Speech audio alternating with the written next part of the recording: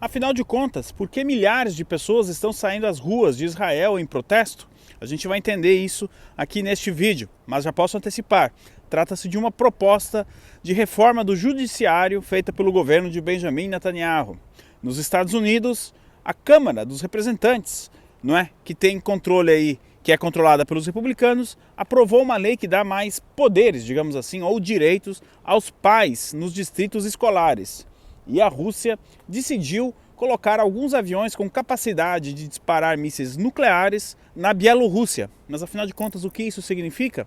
Sejam todos muito bem-vindos ao Conexão Londres desta segunda-feira, dia 27 de março de 2023. E a gente se vê logo depois da vinheta.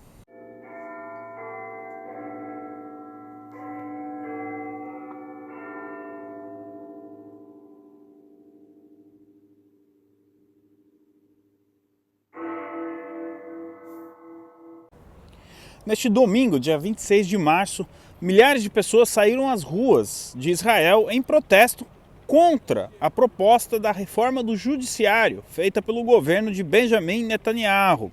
Eu consegui algumas imagens que dão uma noção do tamanho dos protestos.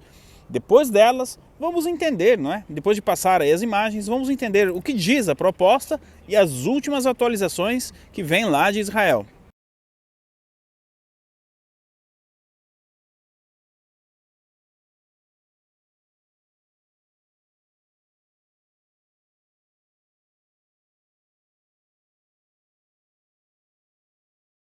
O estopim que levou as pessoas a manifestarem foi a demissão do ministro da Defesa, Yoav Gallant, que é contra a reforma proposta pelo governo de Benjamin Netanyahu. Mas afinal de contas, quais são os principais pontos dessa reforma?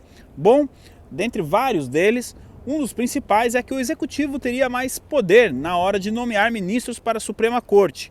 E outro ponto que está dando bastante discussão é que o parlamento teria, com uma maioria simples, por exemplo, 62 a 61, 63 a 62, o poder de derrubar decisões dos juízes. Os opositores de Benjamin Netanyahu dizem que isso é uma grave ameaça à democracia. Já Benjamin Netanyahu diz que a reforma busca aí diminuir o ativismo judiciário dos juízes e trazer mais equilíbrio entre o executivo e o sistema judiciário.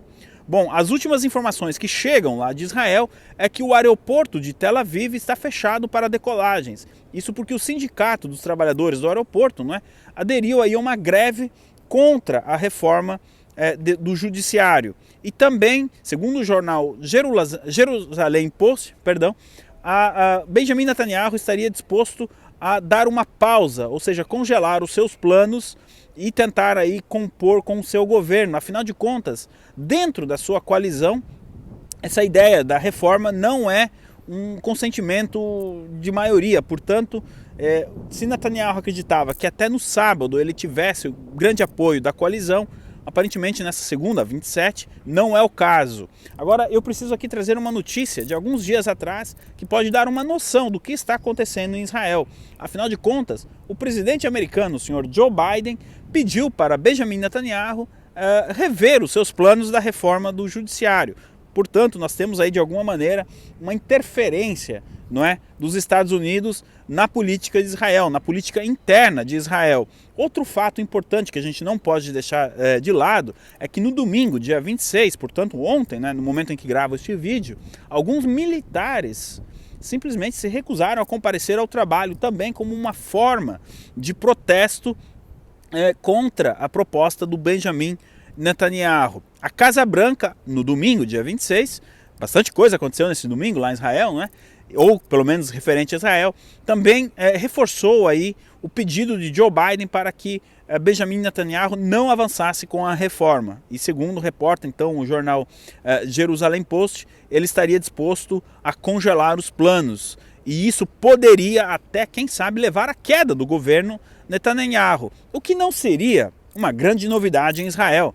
Afinal de contas, assim como na Itália, muito dificilmente um governo lá consegue ficar mais do que um ano e meio, talvez 2.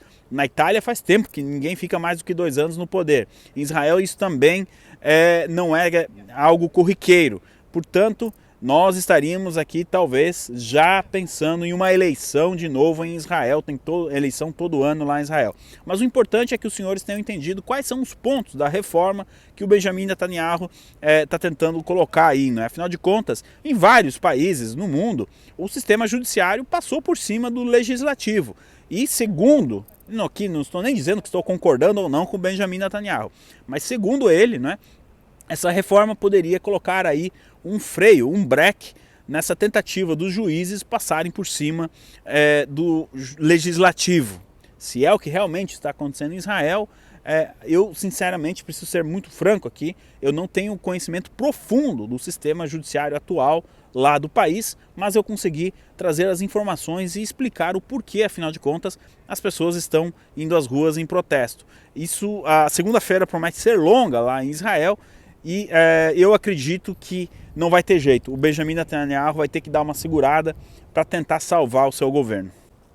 Por 213 a 208, a Câmara dos Representantes lá nos Estados Unidos aprovou a Lei do Direito dos Pais. Praticamente, esta lei prevê aí um aumento de poder dos pais sobre os conselhos escolares, os distritos escolares, melhor dizendo, né? Os distritos terão que publicar e manter atualizada a lista de livros e conteúdo de leitura que será disponibilizado aos alunos.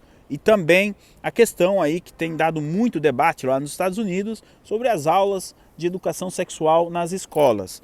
Agora, o que acontece? Esta é uma lei que aparentemente pode agradar os pais, né? Mas que dificilmente vai passar lá no Senado. Afinal de contas, os republicanos controlam a Câmara dos Representantes, mas não controlam o Senado. E os democratas já disseram que vão aí barrar essa lei no Senado. Aí o senhor deve estar se perguntando, mas afinal de contas, por que os republicanos então gastaram todo esse tempo e aprovaram essa lei na Câmara dos Representantes? Bom, tem dois pontos. Primeiro, eles estão cumprindo uma promessa de campanha nas eleições de midterm do ano passado. Sendo assim, eles estão entregando. Mas o segundo ponto é o mais importante. Talvez a reforma como foi colocada agora não passe no Senado, não é? Mas algumas emendas, quando ele voltar do Senado, podem ser adicionadas e algumas modificações podem ser feitas. O grande objetivo dos republicanos é justamente dar aos pais o direito de ter esse controle sobre o material de leitura e a sexualização das crianças nas escolas, ou melhor dizendo, né, as aulas sobre sexualidade. Então, esses dois pontos, os republicanos podem conseguir o apoio de alguns democratas no Senado. E aí, quem sabe, o projeto se torne lei e vá para a mesa do Joe Biden, que pode sancionar ou não. Agora, se ela passar no Senado, o Joe Biden ficaria em uma situação muito complicada, afinal de contas, se passou no Senado é porque teve apoio de alguns membros do seu partido. Agora, é importante destacar, então, que mesmo sabendo que o projeto original não seja aprovado no Senado, os republicanos avançaram. Primeiro, como eu disse, eles precisam, né, cumprir aí a promessa de campanha, mas não passar no Senado não significa que o projeto vai morrer, mas que muita coisa ainda pode ser alterada, mas respeitando aí o seu objetivo inicial. A Rússia estará disponibilizando 10 aviões com capacidade de levar mísseis nucleares, né, bomba nuclear, na Bielorrússia. Essa medida vem como uma resposta à decisão do governo do Reino Unido de enviar munição com urânio empobrecido para a Ucrânia. Digamos que é um pouco desproporcional aí a resposta dos russos. Mas afinal de contas, eu gostaria de fazer um exercício aqui. O que muda? Bom, nós estamos acostumados a receber a notícia, a informação de que um míssil nuclear que saia da Rússia, não é? Sei lá, por exemplo, de São Petersburgo, leve de 10 a 12 minutos para cair aqui, em Londres, por exemplo, em algum lugar aqui perto de onde eu estou. 10, 12 minutos.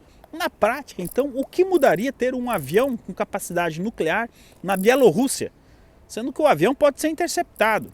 Tecnicamente, eu ainda, do ponto de vista dos russos, se tivesse que lançar aí um ataque nuclear, né, eu faria através de um submarino, né, ou também diretamente de uma base lá na Rússia. Afinal de contas, é tão rápido para o míssil chegar aqui. Convenhamos, um míssil é muito mais difícil de ser interceptado do que um avião. Bom, o Vladimir Putin precisava dar alguma resposta para esta decisão do Reino Unido, e a resposta foi então aumentar a sua presença nuclear ali na Bielorrússia. Obviamente que quem deve ficar um pouco mais preocupado com essa situação são os países que fazem ali a fronteira ou que estão próximos à Bielorrússia. E neste caso, aí os alvos seriam a Polônia e a Alemanha. Agora, muita calma, não estou dizendo que a Rússia pretenda lançar um ataque nuclear a esses dois países. Mas se a ideia era, de alguma maneira, responder o Reino Unido, poloneses e alemães é que acabaram tendo aí uma resposta mais efetiva. Mas ainda assim, eu acredito que fique dentro de uma necessidade do Vladimir Putin responder à decisão do Reino Unido, então ele coloca aí esses aviões na Bielorrússia. A Ucrânia respondeu dizendo que a Bielorrússia agora é um refém nuclear da Rússia. Mais um capítulo na guerra da Ucrânia com a Rússia, mas também da nova Guerra Fria, a Guerra Fria 2.0. Este foi o Conexão Londres com o Ivan Kleber, desta segunda-feira, dia 27 de março. Quero agradecer a todos aqui o carinho de audiência e também a todos que compartilham o conteúdo aqui, que acham interessante para que as pessoas recebam, não é, o material aqui divulgado, tá certo? Muito obrigado então e até o próximo vídeo.